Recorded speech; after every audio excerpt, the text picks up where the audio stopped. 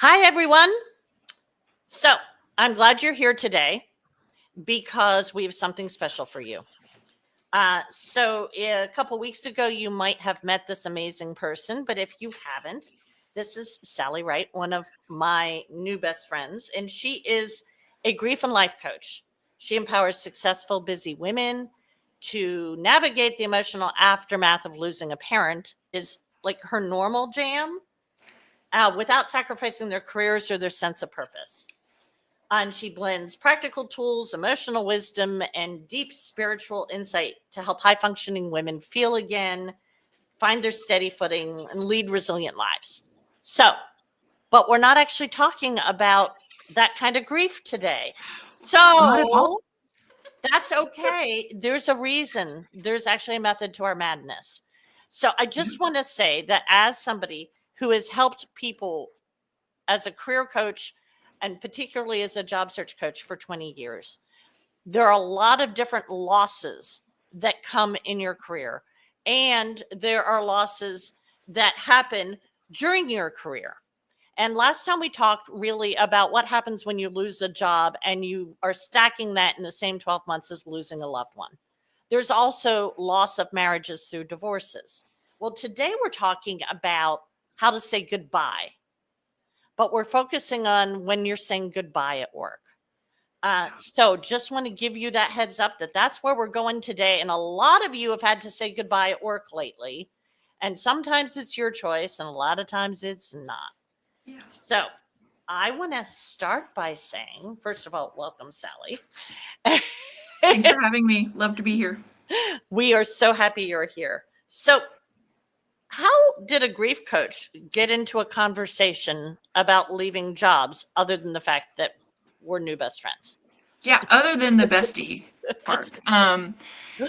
So when I met you, Wendy, it was about 6 months after leaving a job that I loved and a job that I chose to leave. And so this was one of the very first conversations I had with you was about leaving that job and sort of leaving a piece of me with it, which has been really hard. And so it's been interesting that you and others have reflected to me of how I'm going through my own grief process about leaving that job. And even though it was good and life-giving and necessary to leave, it also has been very hard. I mean, we're 18 months out and I still am like, oh, the things that could have been.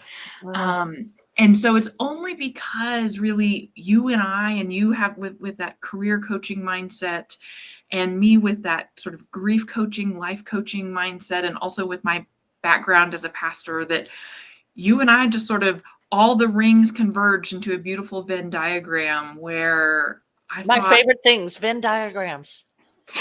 where I just thought there's a moment, a beautiful moment here where we can talk about grief that no one talks about, which is the grief of leaving a job and leaving not just a job and a role, but people and institutions that we love and that we've come to love, even though it's a good thing that we leave. Mm-hmm. Yeah, it Yeah. really is. Whether you're choosing to leave or not, Right.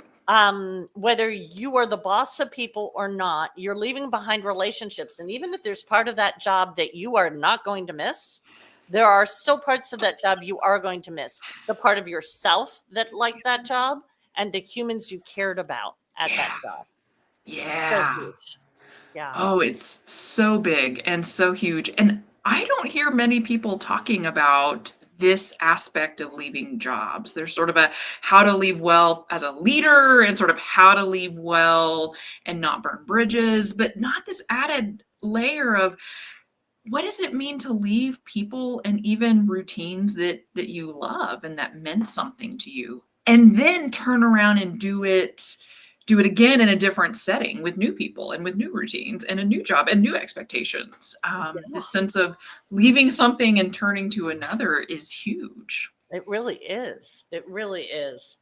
So let's think about, and it's so funny because I have a whole training on what happens, what you should do when you're laid off. And it's like, here are the things. And it's like, first of all, deal with the legal stuff, the legal and financial. And then it's give yourself a little space to grieve. And then it's make sure you've connected on LinkedIn with all the people you worked with, all the clients you have, all that. That's like my quick list. I think that from this emotional side of things, what are the four questions?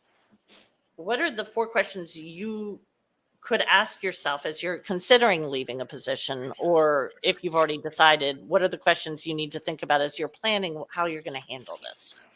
Yes. So there are four questions that I've come up with for our conversation today, and I'll get to those in just a second. But I want to sort of hop in on what you just said, Wendy, on your training, is Oh, that moment of giving yourself space is a yes. beautiful thing. But what do you do with that space? Like, I kind of wish someone had told me, okay, now you've left this job.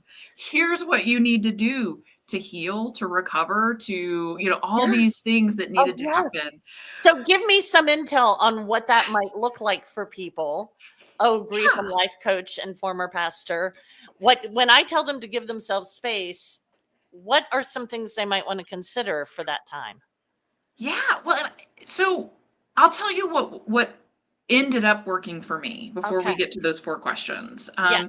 When I was leaving the job that I loved so much, but that it was became very clear that I needed to leave. I had with me a psychiatrist on board as a part of my team. I had my counselor, my therapist as a part of my team, and I actually had a coach. And it was all three of those that I met with on our regular schedule, whatever that looked like for that professional, as well as the eating well, the connecting with my family, connecting with my friends, like all of these seemingly insignificant things. Like, of course, you're going to connect with your friends and family. And yet, being really explicit about continuing to build your network and continuing to reach out to the people who matter and who mean something to you. Because it had been years since I had had lunch with some people that I considered some really deep, close friends, but I just hadn't been able to do anything. And so it took me a while to sort of get the confidence to turn back around and say, oh, yeah, I love these people. I want to have lunch with them and connect with them again. So I think sometimes even being really explicit about these sort of social emotional things can be really helpful, especially given if you left under any type of duress, if you left under any type of being let go or fired, Yeah. any sort of sense of something that can really knock your self-esteem in a way. Like, yeah, do the legal practical things. Yes, do the LinkedIn things, but what does it look like to sort of turn back inward a little bit and say, Yes. oh gosh, what do I need? And Yeah. it's not that sort of self-care of let's get pedicures and manicures and massages and things. Yes, that can be a thing. That's lovely if you've got the time and the budget, but Right, right. But that sense of what does it mean to be who you are and how to do that. yeah, Yeah, reconnecting with who you are is an interesting one. But yeah, yeah, I love that. I will tell you that a lot of the people I work with, there is either a psychiatrist or a therapist behind the scenes a lot of the time. And that's great. I can focus on what they need to do for their job search in a context of understanding emotional state stuff.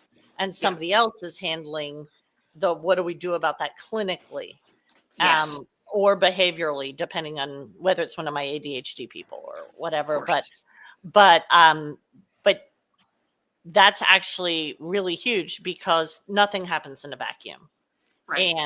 And that's absolutely awesome. No, I love that, and I think we need to talk more about that when we talk about what does space look like. Yeah. um and in my program, I have ways I find out what people's space looks like and the things that they love to do and the people they love to be with that they don't always get enough time to do in the job. And Yeah. that's why that's exactly the Yeah. thing that you want to spend some time on, um uh in in that giving yourself space. Right. And in some ways it looks different for everyone, but I think there's some really major key things of what that looks like when we're having to leave a position. Um, yeah. So are shall I get to the four Let's get to questions the that we've 4. been teasing for 10 minutes Yes, now? I think we've done enough teasing. Are you all ready for the 4? I think you are. Okay, go for Okay, it. so in some ways, I wish I'd had these 2 years ago because I think it would have dictated how I left, when I left, and all these things a little bit differently. Okay, so the first one is what's driving the departure? And sometimes we have control over the departure and sometimes we don't. But it's that sense of am I leaving or am I leaning forward? That sense of are you escaping? Is it escapism that's happening? Or is it this sort of proactive next step? And I think that nuance even applies to when you're let go. Because again, sometimes it's out of our control, sometimes it's in our control. But even that sense of taking it proactively is just a very different energy than that energy of escaping, which sometimes we desperately have to do. Like there's nothing wrong with that. But just even feeling those different energies and understanding intentionally what's driving this can really help you as you are looking to leave and then Love stepping into that. what is new. I love that. um, and in fact, in doing research for this, I discovered that 48% of professionals later regret leaving too quickly. And so I think no matter what position you are, whether you're an executive or not, I think even just taking that moment to reflect and say, am I leaving too quickly? Do I need to give it a little bit more time? Do I need to come up with a succession plan? What does that look like and mean? And I know that these are sort of controversial in a way. You can't always have these conversations, but you can have them with you. You Yeah, can be intentional about them. you So can. that was number one. What's driving this departure? And I jump in Yeah. and say that so people who know me really well know that I was a fintech startup exec, and at 18 months after our acquisition, it was time for me to leave. And we really had some time to plan that departure and figure out who of my direct reports were getting promoted into leadership roles. And the decision was made, no one was replacing me. In fact, 3 people were replacing me. And we just won't Not go there. surprised at all. but like picking those people, getting them up and running to really be in broader, more leadership roles, and all those years of developing that talent, it was really just harvesting that. But that was quite a journey, Yeah. and I was really given a send off that was amazing that people don't always have the opportunity to have. But there are ways that one can do that when one doesn't have that blessing that I had. But 100 people reported to me, so my boss Yeah. wanted them to have the opportunity to say goodbye. Yeah. But there are ways to do that when you don't have as much control over the situation as I did. But also, if you do have people from a succession planning point of view, this is really something that you should be working on always, is thinking about those things, because sometimes you can't get a promotion because they don't know who's going to replace you. So I True. just want to throw that out there because those little bells were going off. Huh? And okay, so Yeah. what's the next one? Okay, the next one is what leadership legacy am I leaving behind? And even this sense of, even if you're not in high leadership, no matter where you are in an organization, you have people that you interact with. You have people that report to you, or clients that you interact with. And so having that intention to think through what leadership legacy am I leaving behind, I think can be a really powerful moment, because you're probably leaving some unfinished business. Does that need to be resolved? Does it not need to be resolved? Are you leaving an imprint on the culture? Like that whole cultural component is vital. And so That actually should be a question to when you're thinking about timing. Have I done what I need to do here? yeah, Yeah, Isn't that interesting? I never that even is thought about that as we were preparing for this, but I love that. I hadn't either. I hadn't really thought about that sort of time component. Maybe we'll do another one. But 63% of employees regret not formally thanking mentors or team members at a departure. I mean, and so this sort of circles back around to that intentional moment of saying to people thank you, and what they meant to you, and maybe what you mean to them, and being able to just sort of honor these really momentous relationships, even if it's the client you connected with once a year. Oh, Like, yeah, these matter. They matter. yeah. Um, I've and never so forgotten one of those things that was said to me when I left. Never forgotten it. She told Yeah. me I was her glass ceiling story. I will never forget that. That was 22 years ago. Yeah. Yeah. I've That's kept all the cards from all the places, from people from all the places that I have left. And there are times that I go back to them, oh, and that's just so read through wonderful to them. keep them. I have something I didn't keep from that goodbye that I wish I had. They had a big poster and everyone signed it. And for some bizarre reason, I did not keep it when I moved. And I don't know why. Ugh. Yeah. And I wish I had thought more about this sort of leadership legacy that I left behind, because there was a Yeah. lot that I did within the church that was extremely forward moving, and I just had to come to terms with the fact that I no longer had control over some of those things. And Yeah. yet, That's even now, hard. 18 months later, I'm sort of thinking through, ooh, if I had been more intentional about that moment, could things have looked differently? Mm. And only time will tell. Only Yeah. time will tell. Mhm. Yeah, yeah. Oh my goodness. So the third one is, again, much more about intentionality, your own intentionality, about what can you consciously carry forward. And I ask this question with all the layers, thinking of all the layers, because of course there's skills and training that you're going to take with you, and relationships. But what are some of the things that you really desperately want to take with you? Maybe Mhm. style, maybe a culture, frameworks, all of these things, that don't fit into, they don't fit into a box. No. You can't take them with you, and yet you can very much take them with you, even if you're moving across the country. Um, these are things. What do I want to carry forward? Can be Mhm. so helpful in not just how you leave, but what it looks like to step into what's next. Mhm. I love that. I love that so much. And then And the fourth, oh, go ahead. oh no, I was just going to ask about the fourth, but you're Yeah, on it. Go for the it. fourth one. Okay, so the last one I had is, how do I design a strong first 90 days in the next role? And so inevitably you're going to have a next role.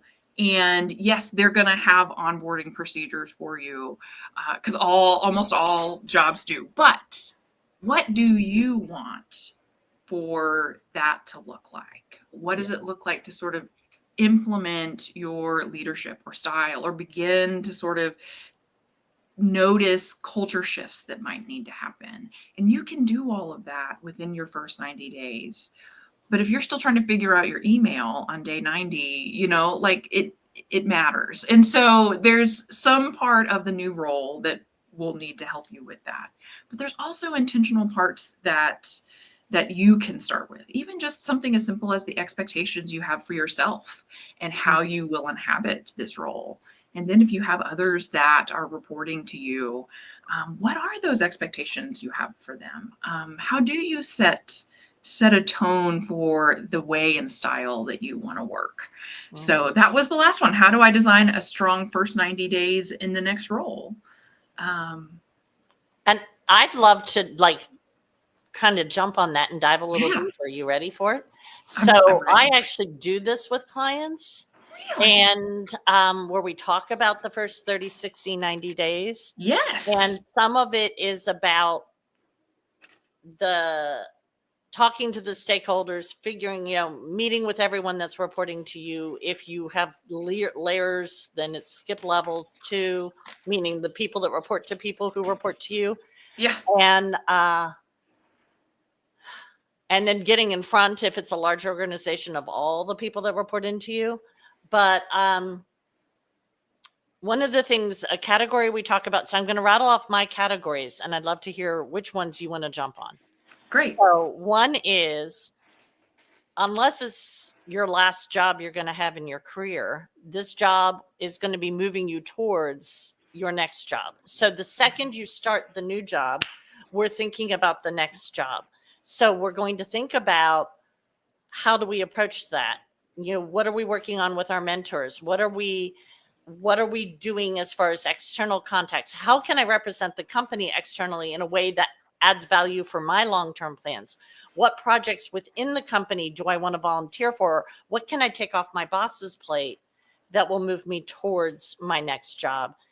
All of that stuff is about your long game. And that's the coaching program that I have. But then, of course, there's the, in the context of our conversation, what lessons learned from my last job am I taking to this one, whether or not I have people reporting to me? And if I do have people reporting to me, what did I do to build the relationships I'm proud of with either cross-functional people or my direct reports? And how do I start that from day one this time? Yeah. So I'm going to be quiet now and hear some thoughts you might have on all that.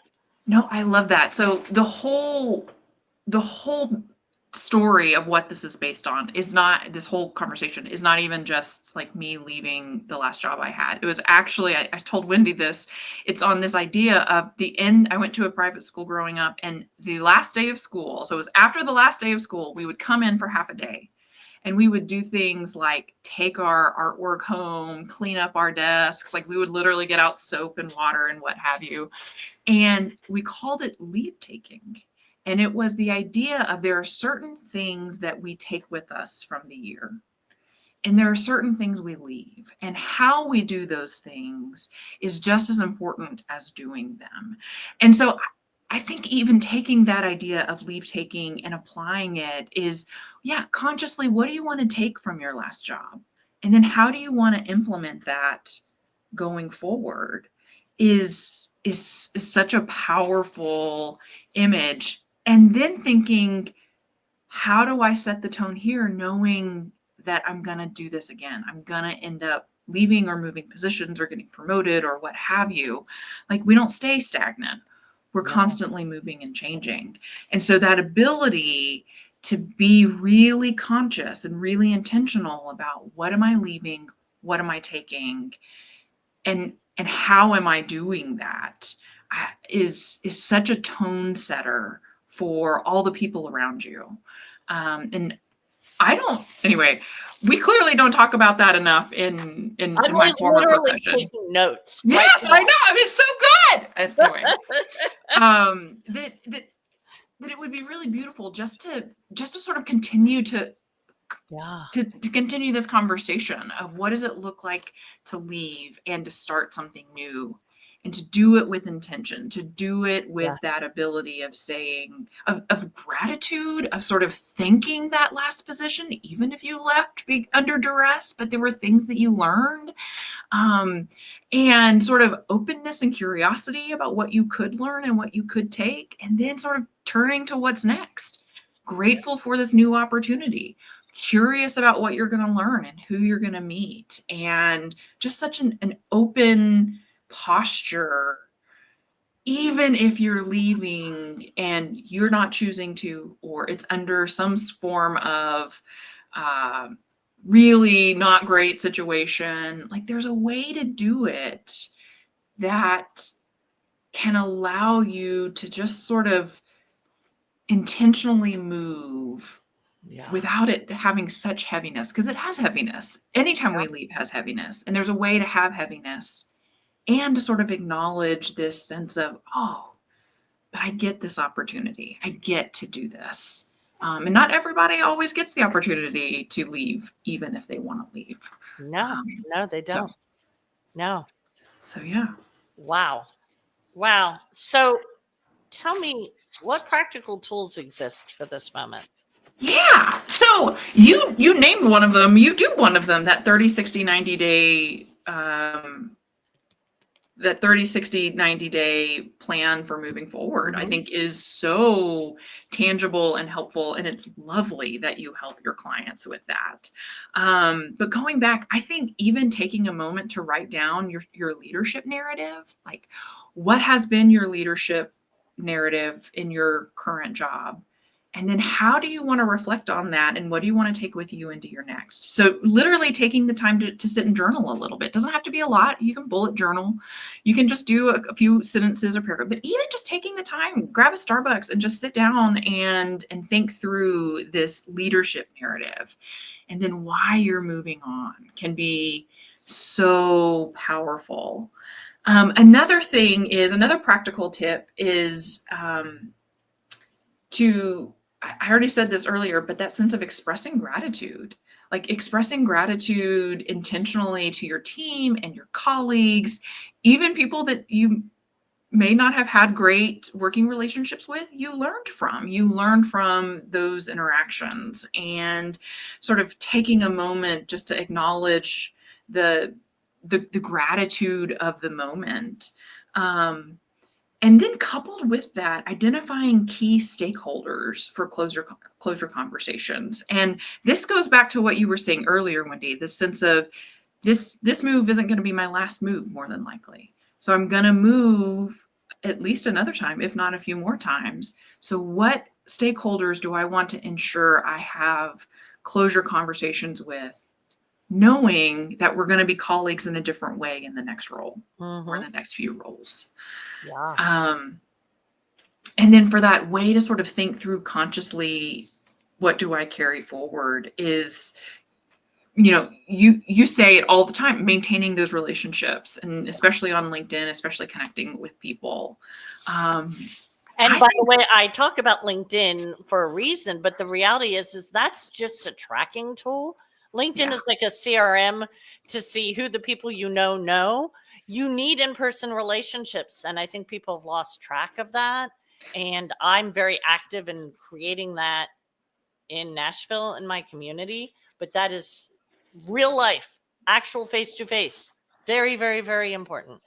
And I will say this, I think Zoom or whatever counts, like the online stuff counts. It It does count. matters to It see does. someone's face, to Yes. see their surroundings and their facial expressions. Like, Yes.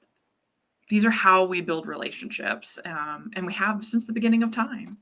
But Hmm. I also think taking a moment, again, sort of in that grab a Starbucks, sit down with your notebook, ask yourself a few questions and journal, is what are the best practices that you want to take from one role into a next? So Yeah. even just being really not just conscious, not just thinking about it, but even being intentional Yeah. about best practices, things that worked, things that didn't work, things you might like to try. And it Um, can be things other leaders at that company did, not necessarily things you did. It can also be things you yes. did. But what did I learn? What do Yes. I want to take? That was this amazing moment. What do I want to take from that? Yeah. And also, there was this not so amazing moment, but this is what I want to take from it. Yeah. Like I've had some colleagues where there's one in particular that I'm thinking of, whom I loved, and went to her funeral, but I learned a lot of what I don't want to do from her. Not because what she did was wrong or bad or anything. It was just a style that was not mine. And so being able to even sort of recognize someone else's style and what you might want to take from that or Yeah. not take intentionally is really, really powerful and helpful. So some of it is these really, really practical tools, 30, 60, 90-day onboarding, but thinking through and even writing it down. What do I want to take with me? What do I want to leave? And how do I want to do that can be really, really powerful. Yes. I love that. I love that. So, what's So next? yeah. So the way I'm thinking about what's next in this conversation is I'm using the language of grief around this. And I think that might even be too heavy, but we don't have a lot of different words for these moments where we're sort of experiencing loss, Yeah. but it's not like super major loss, but it is. And so I don't have good language around it. I don't know that we as a society do, but I do think there's this element of grief in it. How to acknowledge the loss that we've experienced and move forward. Mhm. And you said something earlier that I want to circle back to, and it is most of us who are leaving a position, especially a high level position, have psychiatrists or therapists on board. And those are amazing tools. And to not forget that one of the things that coaches do by and large is about looking forward and moving forward.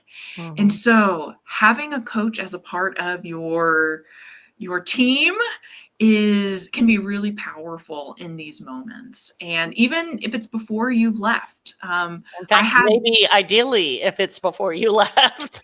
in truth, ideally, like I had a life coach working with me before I left the position, and it was actually working with her that I realized, oh, I can't do this anymore. I have to do something different. And I'm laughing about it, but I remember just the churning in it of even just sort of peeling the different layers out until I realized, oh, that's not what needs to happen. I've got to do something different. So I just want to sort of what's next of, I always go back to who's on your support team. Yeah. Who's on your team? We've got our family, we've got our friends, we've got our experts, we've got our GPs and what have you. But maybe where's a hole, and what might you need to help fill that hole? And so I think working with someone like Wendy to sort of practically move forward, or if there's some other things involved, working with someone like me to just even parse through, what does this grief look like? What does this loss look like? Um, like I kind of wish I would have had me when I left a year and a half ago, because there was stuff I couldn't even name. Like Yeah. it took a year before I could even name some of the stuff.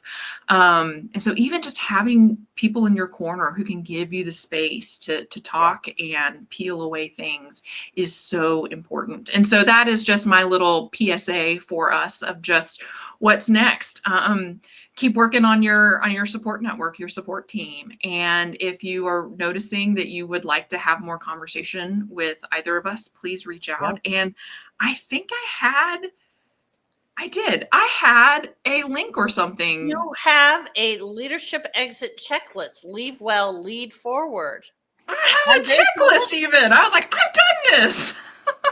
There's And even so a link. I Yes. even have a link.